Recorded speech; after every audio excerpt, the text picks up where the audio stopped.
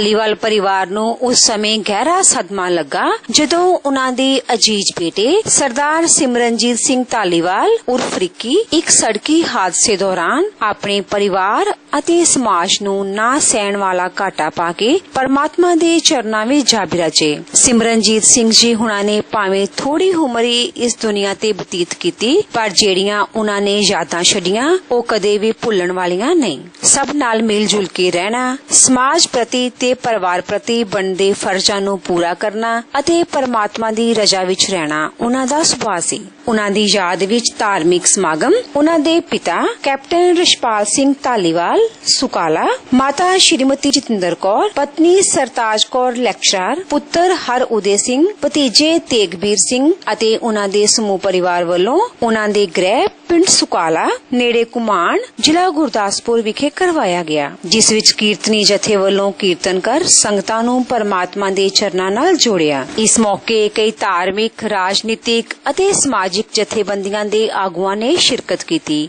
ਅਤੇ ਸਰਦਾਰ ਸਿਮਰਨਜੀਤ ਸਿੰਘ ਜੀ ਦੇ ਜੀਵਨ ਉੱਪਰ ਚਾਨਣਾ ਪਾਇਆ। ਪੇਸ਼ ਹੈ ਇਸ ਧਾਰਮਿਕ ਸਮਾਗਮ ਦਾ ਵਿਸ਼ੇਸ਼ ਪ੍ਰਸਾਰਣ।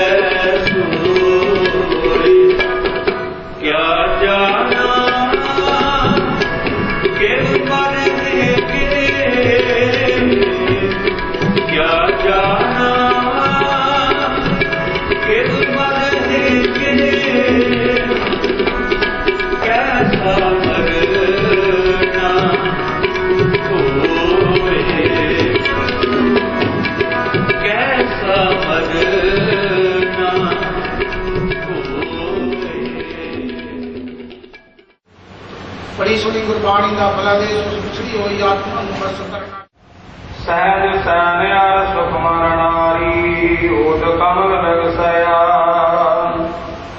देखो चरज भया ये ठाकर को सुनत आगाद भोद तोर गुरदया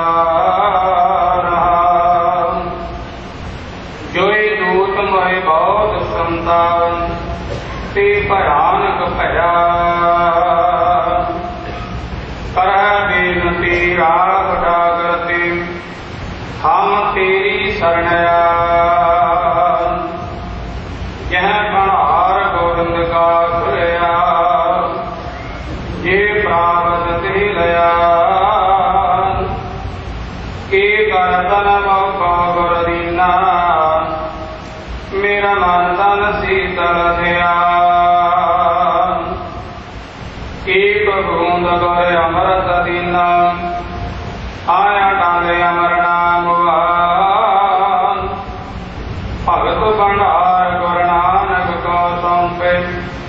ਫਿਰ ਲੇਖਾ ਮੂਲ ਨਾ ਲਿਆ ਕੀਪ ਬੂੰਦ ਗੁਰ ਅਮਰਤ ਦੀਨ ਆਇਆ ਡਾਲੇ ਅਮਰ ਨਾਮ ਵਾ ਭਗਤ ਪੜਾਰ ਗੁਰ ਨਾਨਕ ਕੋ ਸੰਪੇ ਫਿਰ ਲੇਖਾ ਮੂਲ ਨਾ ਲਿਆ। ਵਾਹਿਗੁਰੂ ਜੀ ਕਾ ਖਾਲਸਾ ਵਾਹਿਗੁਰੂ ਜੀ ਕੀ ਫਤਿਹ। रिक्की सिमरनजीत सिंह मां धारीवाल इस दुनिया को अलविदा कह के चले। इस परिवार में होर भी दुख आए। वकील साहब भी भरी जवानी में चले गए सुरिंदर सिंह जी। इतना वड्डा दुख सहना भाणा मनण की गल आपां करते हैं। गुरु के भाणे में रहना तो पैना ही है। भाणा मनना बड़ा औखा होंगे। अखंड पाठ साहब के भोग घर पाए गए। उस तो बाद खुले पंडाल धन धन बाबा नामदेव जी फिर तखत शक्ति से उस महान आत्मा नूं शरधा के फुल फेट वास्ते तुसीं इकट्ठे होए। मैं समझना इस तो वड्डी वो ट्रेजडी इन्ना दुखों का पहाड़ जो पहला भी डिग्या सी जी भान साहब ने कहा कोई अजे नहीं सी मतलब भुलिया। इन्नी वड्डी सख इन्ना वड्डा दुखदाई जो हादसा कैप्टन साहब का होया है इसका कोई बयान करना कोई बड़ा कोई सौखा नहीं है। भारत जवानी के चले जाना ये तो उन्होंने भी पता है ना कि कितना कौड़ा है कितना मिठा है। तो असी कोई ब्रह्म ज्ञानी या संत महात्मा नहीं सी दुनियावी जीव हाँ। साढ़े ते हर गल का असर असी खुशी होवे तो खुशी होती है गमी होवे गमी के पहाड़ टुटन तो तेरे टुट जाते हैं। फतेह बुलाओ। वाहिगुरू जी का खालसा वाहिगुरू जी की फतेह। गुरबाणी फरमाता है जिहा चीड़ी लिखिया तिहा हुक्म कमाए कले आवे नानका सदे उठ जाए।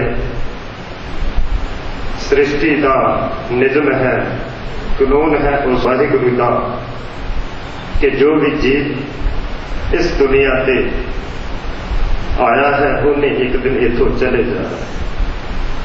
दुख इस गल का है कि बहुत जिम्मेवारियां अजे उस वीर ने परिवार दियां बच्चों दियां माता पिता की सेवा दियां जिम्मेवारियां निभाउणियां सी। परमात्मा ने इस तो पहला थोड़ा पिछे जाइए बहुत रहमतां बरसियां इस परिवार से। आम करके विआह तो बाद कैप्टन सुखपाल सिंह जी परमात्मा अगे सारे आप यो अरदास करते हैं कि परमात्मा मैनूं चंगे वारस दिओ चंगे पुत्र दिओ। वाहिगुरु ने बख्शिश की रज के सोहने सुनखे पुत्र दिते।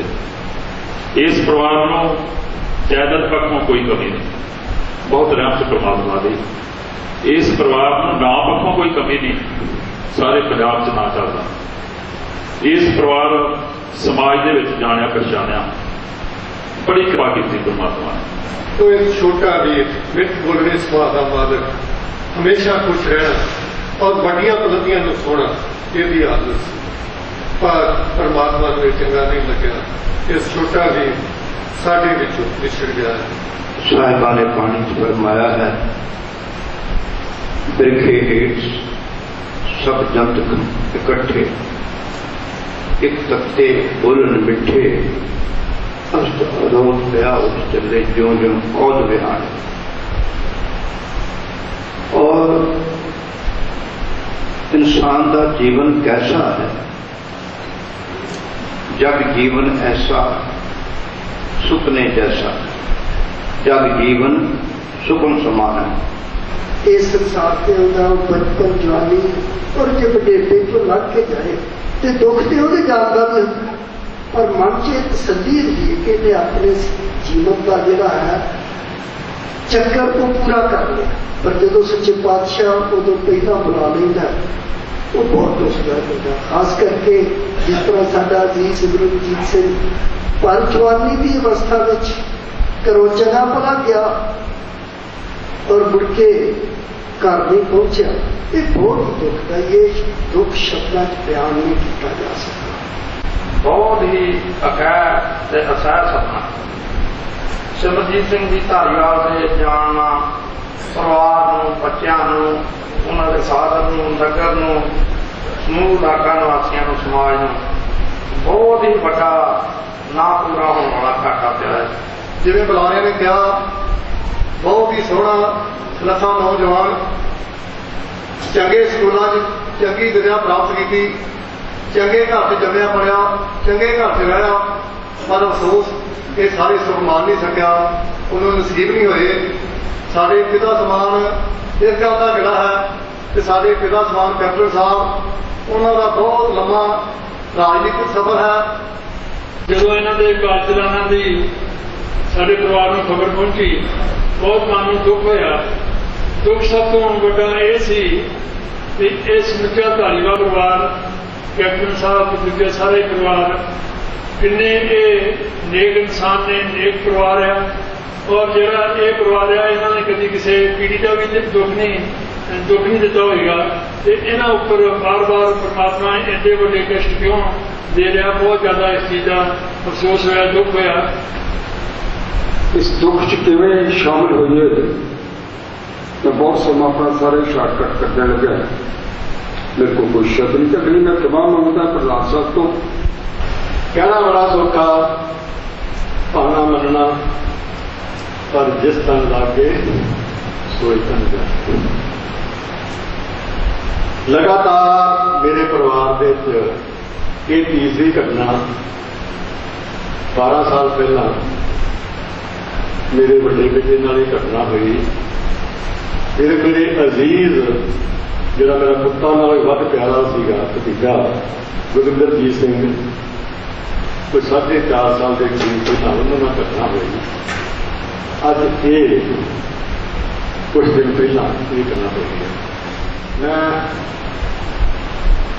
तेरे दरबार अरदास करना, इन्होंने मेरे भरावां सज्जना रिश्तेदार जिन्होंने आ जान के मेरा दुख मनाया, इन्हों का मैनू हमेशा वाहिगुरू सच्चे पातशाह का इन्हों का साथ देवी। वो मेरा बच्चा, मेरा हीरा जो मेरे को विछड़ गया, पूरी रूह को शांति देनी, अपने चरणों के निवास देनी। साड़ी जी गल है, हम राजी हैं उसी में जिसमें तेरी रजा है।